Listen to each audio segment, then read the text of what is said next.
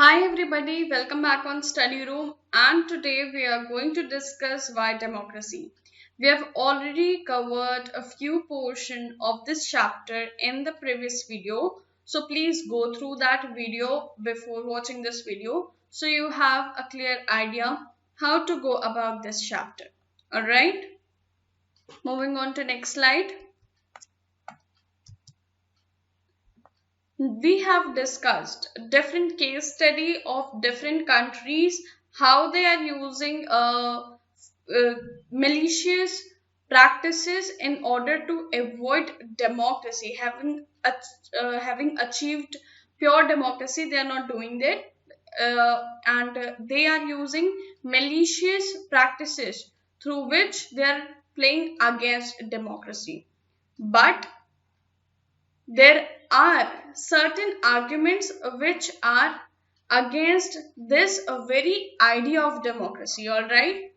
So, as we have discussed case study of different countries where they all wanted to achieve democracy, but they could not maintain the status of democracy because democracy requires free and fair election and they cannot do so, they cannot conduct it. But there are some thinkers who are against the very idea of democracy. Alright, they think that democracy is bad in itself. Why? First one is leaders keep changing in a democracy. This can lead to instability. Alright, so there is no permanency in the state or the permanency in the government. There is absence of permanency. Alright, because stability can lead to permanent peace, but because of instability there can be conflicts. All right, second one is democracy is all about political competition and power play, and there is no scope for morality. All right, this argument can be considered valid because people play dirty politics in order to gain power, in order to form government. All right, third point is so many people have to be consulted in a democracy that it leads to delay. Democracy is all about discussion, deliberations. Alright, so it might be time consuming. Some easy decision also would take much time in order to come into force.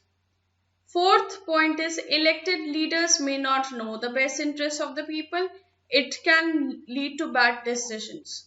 So sometimes it is also said that democracy can be misused by foolish people, because if foolish people elect foolish representative, and that foolish leader would disrupt the entire governance. So there are times when the general public does not know what the true leader is and what should be the true qualities of the leader. So they might be misleaded, misguided, or allured. The general public can be bribed into giving votes to a certain political leader, and this might lead to instability of the governance. Democracy leads to corruption as it is based on electoral competition. There has been many instances of corruption. You also might have seen them in person. Sixth one is ordinary people may not know what is good for them. They should not decide anything. So there are some people who do not get education throughout their life. So how could you expect them to select or elect the perfect representative? All right, so this is also a major concern for some thinkers. Seventh point is the frequent change in leadership can sometimes set back big decisions affecting the government's efficiency.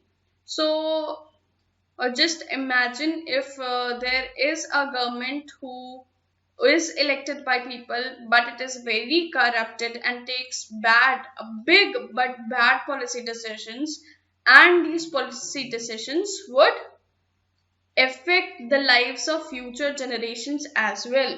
So this would disrupt the government's efficiency for the generations to come. All right.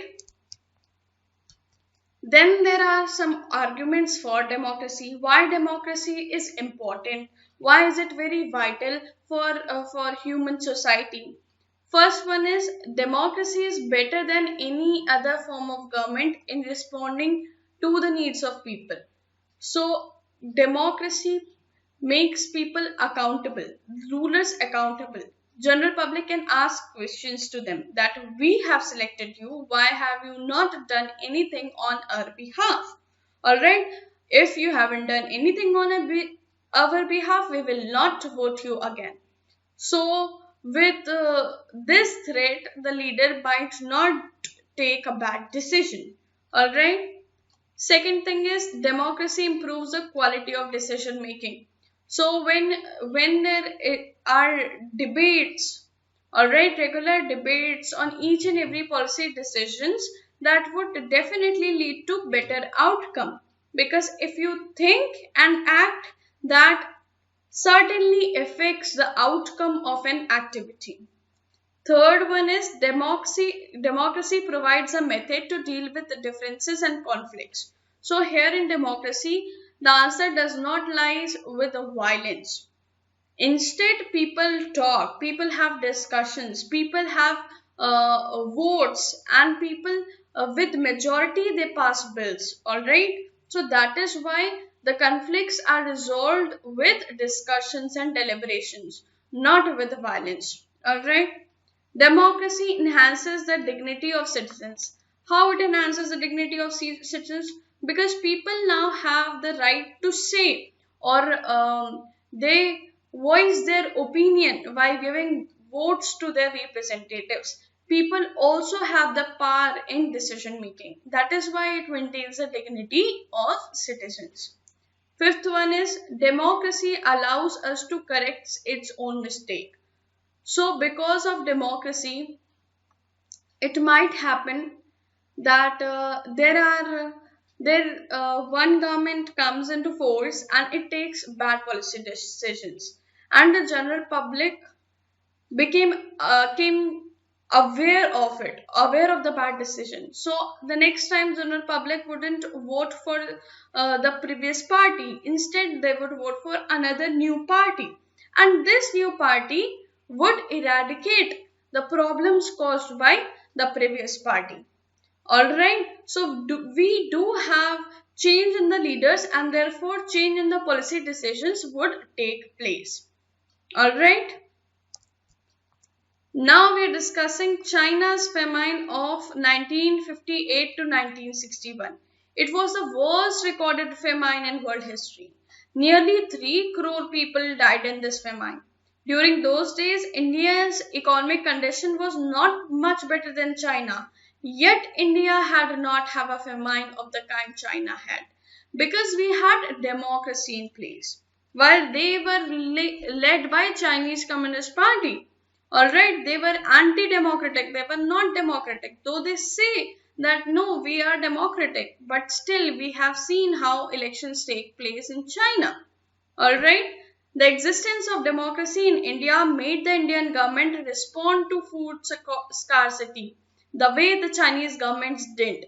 All right. Because, before a famine, scarcity of food happens. There is lack of food supply.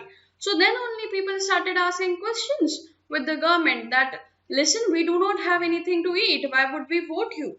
We would vote for a government who could arrange regular food supply to us, and you have to do something. So here the government was accountable to the people. So government has to ensure regular food supplies to the people, to the general public. While Communist Party was more like totalitarian government. It was more, you can say that nobody can ask questions to the government. So they won't be reminded of their duties again and again. And they did not remember, they could not recall their duties, and therefore they did not respond it to the scarcity of food supply. And ultimately they had to face the famine, the disastrous famine which took away so many lives. All right. A democracy requires that the rulers have to attend to the needs of people. Ruler cannot go anywhere else, because after 5 years again the election will take place, and if you are not behaving properly you will be replaced. All right. So now there is a brainstorming questions. Which of the following is an argument against democracy? So here you have to answer which of the following is strongly opposing democracy, is saying that no, democracy is bad. Let's skim through the options. First one is leaders keep changing in a democracy. This leads to instability. We have in detail discussed this point, and yes, it is true. Democracy is all about political competition and power play. There is no scope for morality. So yeah, it is one such drawback that people play dirty politics in order to win the seat in the political regime. They want to form their government. All right. So there are no scope for morality sometimes. So you can say yes. So many people have to be consulted, means so many people have to be talked before taking any key political decisions. Alright, important political decisions have to be talked, discussed and deliberated and then decided. Alright, so this is also the correct answer. So the correct answer would be all the above. Each and every option is a strong argument against democracy. Alright. Now we are discussing broader meaning of democracy. Democracy refers to the government of people, by people and for the people. This was a definition given by Abraham Lincoln. Overall, democracy means the power of the people as the rulers are elected by the people. So we have the entire power resides in the hands of people. People that can decide who is going to be the leader for the next 5 years. Alright. So the broader meaning of democracy is used for organization or institutions other than the government and take decision after discussions and arrive at some consensus. Some consensus means when two people agree upon at a single thing. Alright, when there are majority of people sitting over at a single place and they all discuss and come onto a one single conclusion, that is consensus. So it is related to that in parliament what happens, that them people of different parties, they come together, decide, discuss and one key decision is taken whether to pass the bill or not. All right.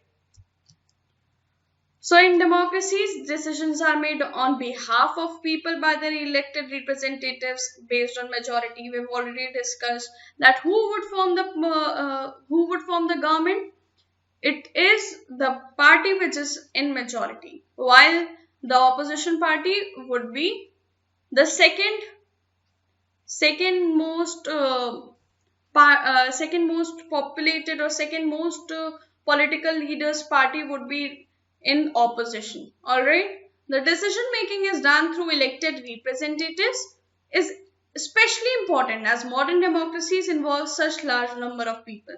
So now we need large number of people for better outcomes, for discussions on different levels. All right. We need Anglo-Indians. We need minority peoples in our parliament so we can take decisions on others' behalf. Democracy is a principle that can be applied to any spheres of life, including family, schooling, and work.